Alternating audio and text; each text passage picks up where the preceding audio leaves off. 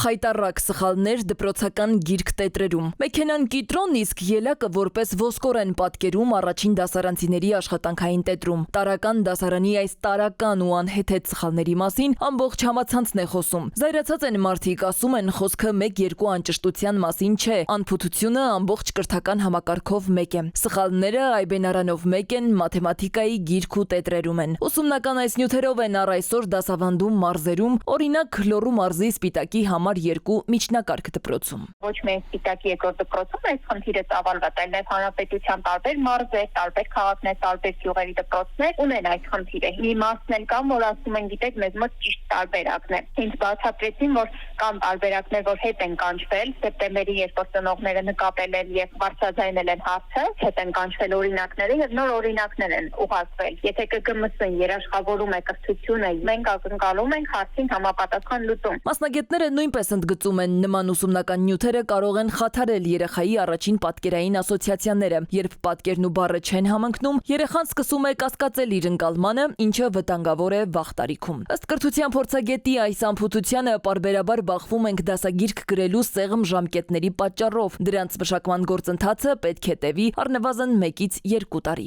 Ստուգվում են այսպես ոտքի վրա եւ արդյունքում ունենում ենք այս վիճակը։ Մենք ավելի լավ է չափորոշիչները փորձարկելու փոխարեն փորձարկեինք դասագրքեր, որ դասագիրքը տպագրվեր, ինչ որ դպրոցներ դա փորձարկեին, սխալները տեսնեին, ուղղվեին, հաջորդ տարի նորմալ դասագիրք մտներ։ Դասագիրքը կրթության սուրբ գրքի ստատուս ունի, այսինքն ինքը պետքա լինի հնարավորինս անսխալ, անթերի, որտեղ դա նախ մի քանի տարով է մտնում եւ տասնյակ հազարավոր երեխաների հետ է առնչվում։ Այս համապատկերում ամենամտահոգիչն այն է, որ սխալներով լցված դասագրքերն ու տետրերը պաշտոնապես հաստատված են Կրթության, գիտության, մշակույթի եւ սպորտի նախարարության կողմից, ինչը ենթադրում է, որ այն պետք է անցած լիներ փորձագիտական մի քանի փուլեր, որ ըստ էության մեղմ ասած թերի են կատարել։ Մեր թիմում կա եւ բժիշկ, եւ հոգեբան, եւ առարկայի մասնագետ, եւ չափորոշիչի մասնագետ, որոնք իբր պետքա տարբեր տեսանկյուններից նայեն։ Բազմաթիվ սխալներ այդպես էլ չեն կանխարգելվում։ Կարծում եմ, որ ճիշտ կլինի, որ դասագրքերը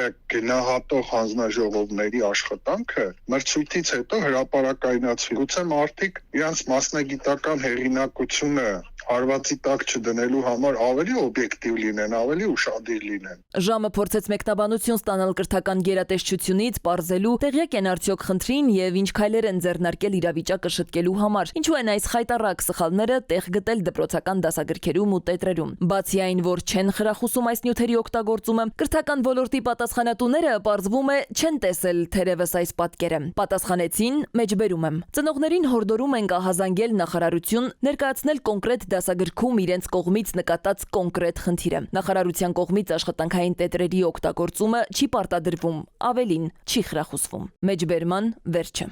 Սվետլանա Ավդիշյան, ժամը լրատվական։